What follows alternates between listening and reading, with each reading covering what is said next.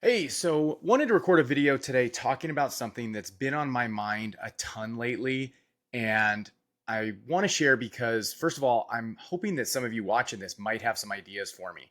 I think what I'm about to go over is relatively quite unexplored among local newsletter, local media companies. Yet I think there's a big opportunity here, but it's going to be kind of like finding a needle in a haystack. So if you do have any ideas about this negative CAC model, I would love to hear it. So please email me, reply in the comments, whatever it is. I want to hear from you. So let's go over this. The negative CAC model that is really intriguing to me. So quick backstory, where I'd heard about this before, but where I got a good taste of it was at the newsletter conference that I went to in Austin about a month or two ago.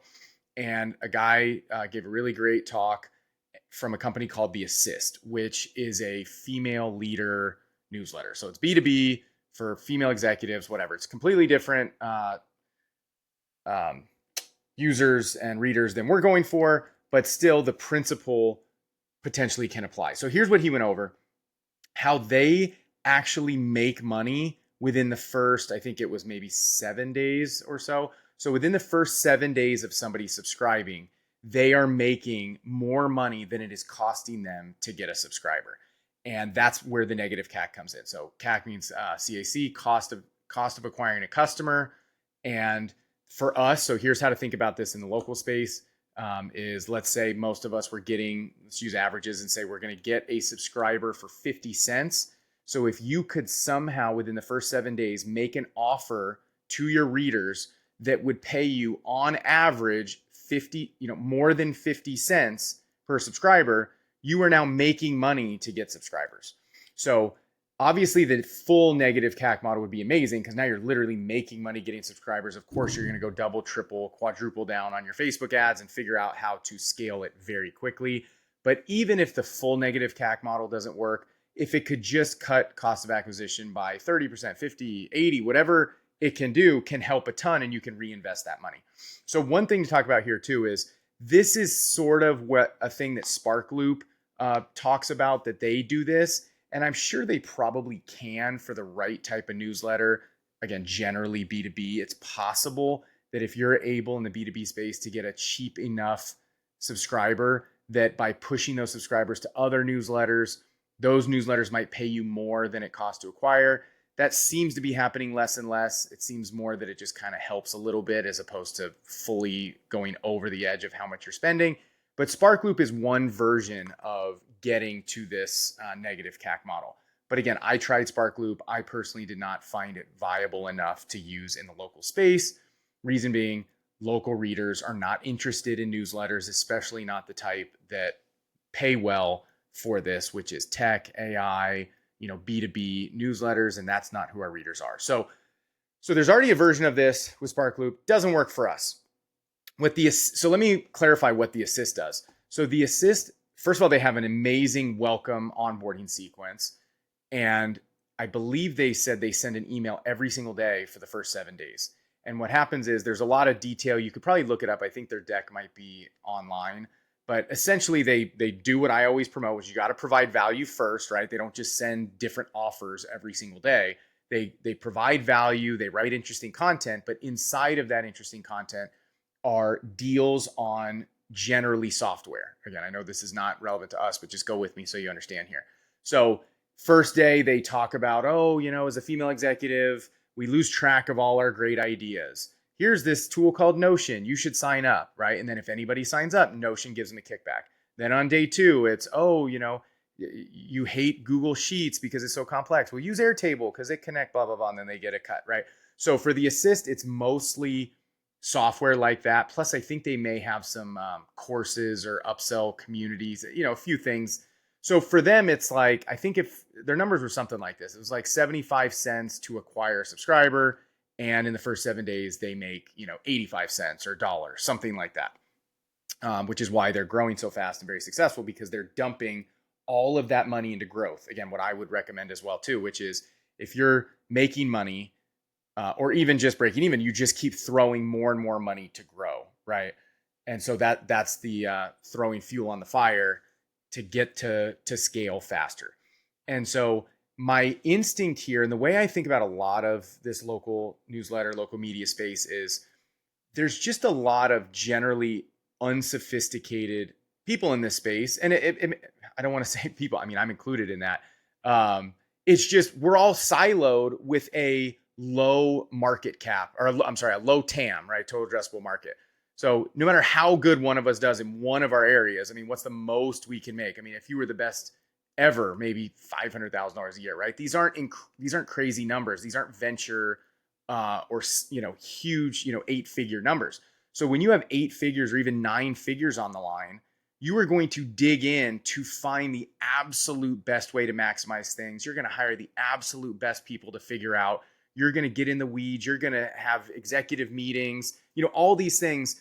And when you're in a, basically call it the small business space, which we're like a small business, we just don't have that ability to do that. We got so many other things going on. We don't get into the weeds like this. So that's where I think the play here, or the potential play, if I'm right, is that most people just aren't thinking, how can we apply these things that work in B2B, apply them in a different way? It has to be completely different, but the same concept of let's make an offer to our readers that would be such a good value to them, they would take it up at a scale big enough that it would pay for all my acquisition costs. And for us, we have the benefit of much lower acquisition costs, which means our offer or our payout to us could be lower and still be super valuable. Okay. So that's my preamble, a little longer than I expected on this model, but hopefully that makes sense. So here's my first example of how I think about this. And again, to be clear, I've not tried any of this. It's just been in my brain pondering. I've talked to ChatGPT a ton about this. He says I'm very smart. Obviously, I think we all know that ChatGPT literally has a sycophantic string in it. So I do not want to believe what it says about how smart I am.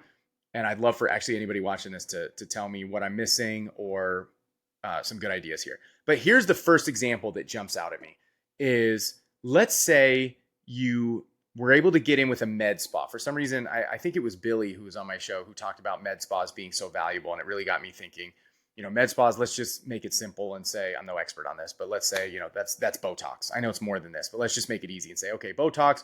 Well, Botox, is, I think, relatively expensive, and it's something that you have to keep going back for. So it's recurring revenue generally, right? So let's say that the LTV on a med spa client, again, I'm totally guessing here, but let's say it's $2,500 because they're going to, on average, they're going to go 7 times at, $300 each, whatever the math is. Just let's call it 2,500.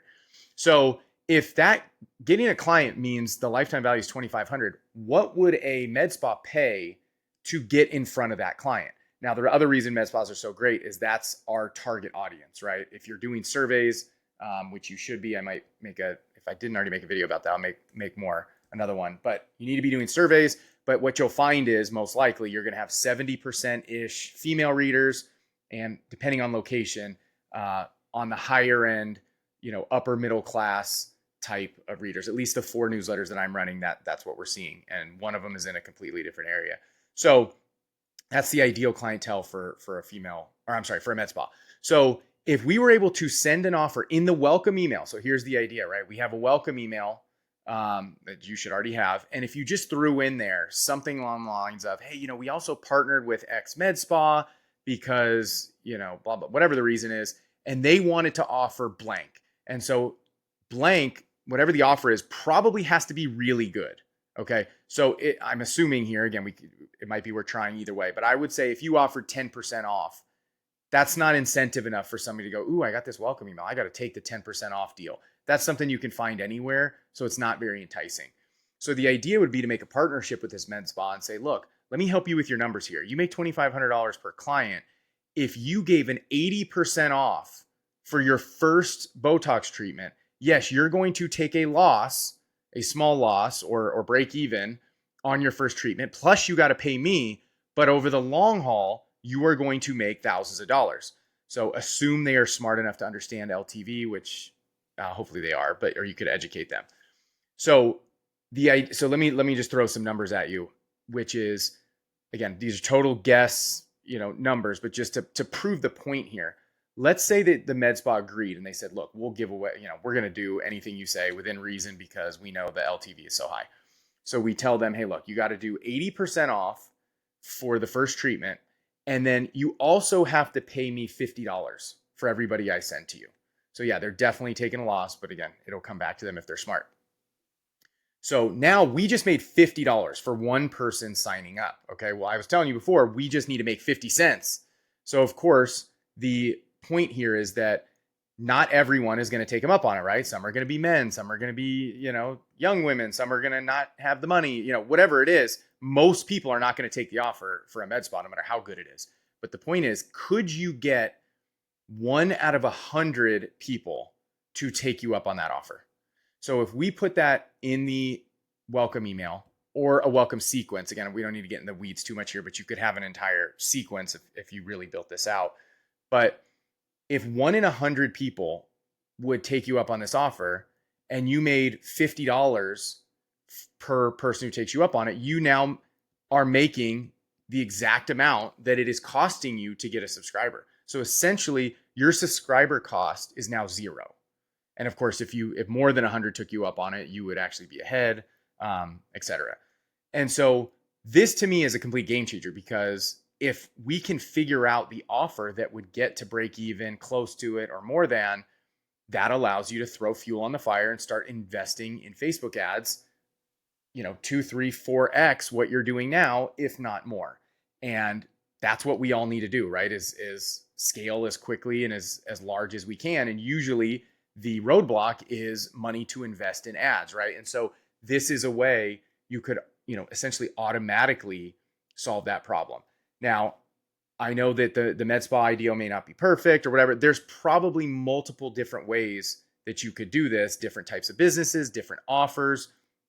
And again, you'd have to be careful how you do it. You don't want to become like, oh, I signed up for this newsletter, it just pitches me everything. Again, a lot of intricacies here, but I think there's a model to either get to break even, maybe making money, but even if it was like, hey, it just paid for, 60% of my ads, it's still incredible. Plus you're making deals with businesses, you're helping local businesses. There's so much benefit to this, and it's really exciting to me. So I just love it, because here's another thing that I mentioned per the assist. This already exists.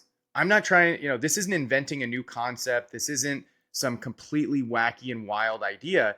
It's just something that nobody has implemented in the local newsletter space, mainly because we're so new. There aren't that many of us doing this relatively. And also because it's going to be hard. Like, even if you were to say, oh, this is 100% right, TJ, this makes so much sense, it's still going to be quite difficult to pull it off, right? Obviously, the hardest part is going to be pitching it to the businesses.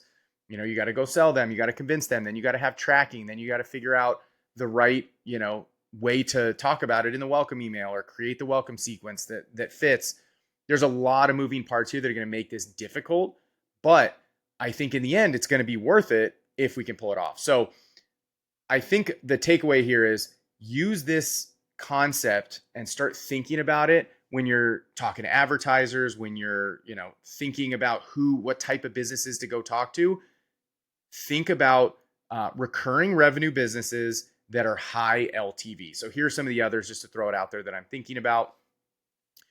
Landscaping, which, kind of currently talking to one of my partners about right now, who's a landscaper. Pest control. I have a call this week with a pest control buddy, so hopefully I might know more about that one soon. Dentists, dentist slash orthodontist. So orthodontist could be a great one, because, that's so high cost. They might pay a lot, even though you'd have a very low take rate. It could still be worth it. And what were the other ones? There's probably even ones you could do that are smaller and wouldn't provide as much value to you, but it could provide a lot of value to your readers. Things people actually do already. Maybe a super discounted gift card to a restaurant. Those automated car wash places. Maybe first month free for those $20 a month car wash places. I don't know. There's so much creativity here, right? Be creative. There's an unlimited number of options here. But generally sticking with high LTV, I think makes a ton of sense. So the other key piece, again, I mentioned it before, and I'll just hit at this real quick. I'll probably make a longer video about this, but is segmentation. So that's where this can get really exciting, is if you're segmenting your audience. And the way to do that, first step It's in my newsletter going out. It's already out. Go to the website. You can see the past issues. Is segmenting, creating surveys to help you segment in the future. So if you're using Beehive, they have this built in. You may have to, if you're not using Beehive, you could use like a Google form or something like that, and do automations to make this work. But if you set up a survey where you are asking people these questions that would help you know who to make offers to and why, then that gives you so much flexibility to do unique things in the future, right? So, for example, if you said, are you male or female, or how much money does your household make? Just that alone, right? You could say, hey, for the med spa, we are going to target women who are make over $100,000 a year, and then we also ask the age question, right? So then you segment even more: women over the age of 40 who make over $100,000 a year. And then they are the only ones you could create a welcome sequence that only goes to them. So again, step back a little bit here and say you could create 10 different welcome email sequences with 10 different offers that go to 10 different types of people depending on how they answer the survey. I mean, this is crazy, right? And this already exists in B2B. This is not uncommon. It's just nobody, as far as I know, nobody is doing it in the local space. If they are, please let me know. I'd love to check it out. So make sure you're doing the survey, asking the valuable questions. I list them out in the newsletter. Go check and see what can happen here, right? The potential here seems pretty great. And it's just going to take some creativity, some sales, some tracking, and building relationships. But that's what we're all here to do anyway, right? So if you have any ideas for this, if you think it is a dumb idea, let me know. If you think it's a great idea, let me know. Most important, if you have suggestions for businesses that would be good for this, or concepts, ways to integrate this and make it real, I would love to hear it, because I am working on it right now, trying to think about this. But again, I get caught up. So sometimes I don't go out in the real world as much as I should to make this happen. So if you have, I'd love to hear it. All right. Thanks. Talk to you later.